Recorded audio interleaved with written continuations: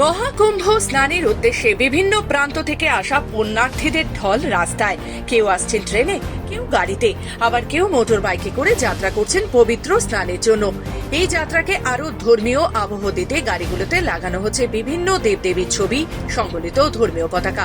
এমনই এক দৃশ্য ধরা পড়েছে পশ্চিমবঙ্গ ঝাড়খণ্ড সীমান্তের ১৯ নম্বর জাতীয় সড়কের ডুবুরদিহি চেকপোস্ট সংলগ্ন ধানবাদগামী রাস্তায়।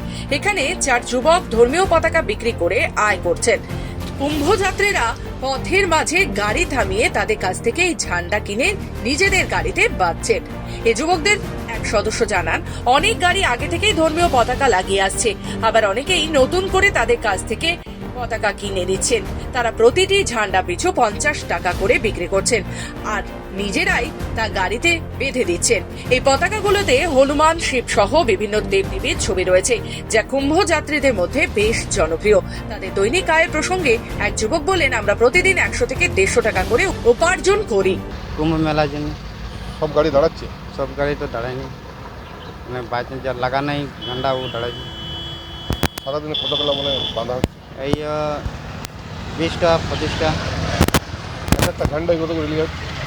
একটা এক এক ঝান্ডায় 10 টাকা করে আছে। কত করে মানে কত করে বিক্রি করছো? আমরা বিক্রি করছি 50 টাকা করে। কতজন আছো? 4 জন। কত হাজিরি হচ্ছে? আদরি হচ্ছে 100 150। সব গাড়ি দাঁড়াচ্ছে না, কুম্ভযাত্রীরা বলছেন এই যুবকেরা ভালো কাজ করছেন, কারণ তারা গাড়িতে পতাকা বেঁধে দিচ্ছেন এবং সবাই ঈশ্বরের নাম করে কুম্ভ স্নানের উদ্দেশ্যে রওনা দিচ্ছেন। প্রয়াগরাজে। কোথা থেকে আসছেন? কলকাতা দমদম থেকে।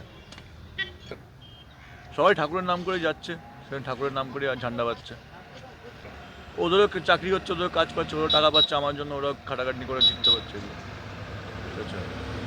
আসানসোল থেকে রাহুল পাসওয়ানের রিপোর্ট, খবর বাংলা।